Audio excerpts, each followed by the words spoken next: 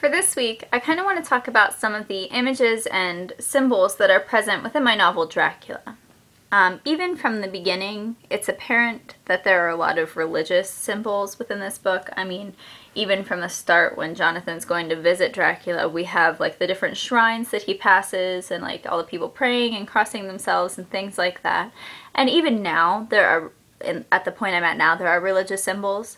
Mina constantly describes her cousin Lucy as this very sweet and charming and innocent young lady, which makes Lucy this like perfect prey for Dracula.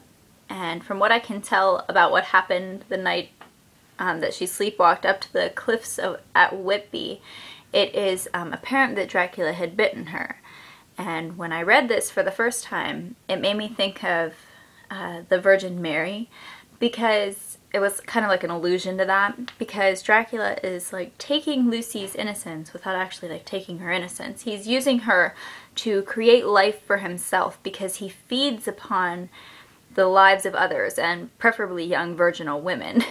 And there are a few other like smaller symbols, like the crucifix that Jonathan wears, and he was taken to a really religious hospital after he was rescued from Dracula's castle, however he was rescued.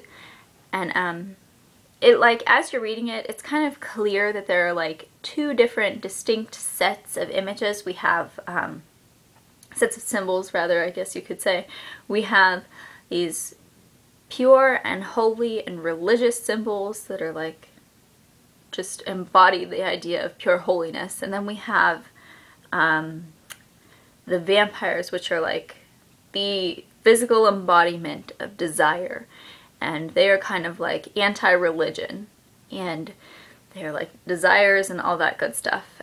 And it kind of, these two sets of images kind of work to create this theme of sexuality, because at the time, I mentioned this previously, at the time it was like inappropriate to talk about things like that, so using vampires as the medium was really like a smart thing to do, because even though it's not explicitly about sexuality, you can get that from the images and the symbols that are presented in this book.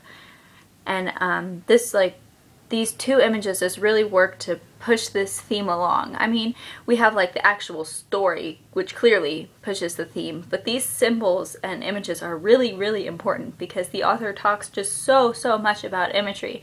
And I would say these images and symbols are more powerful than the actual dialogue at pushing the theme along.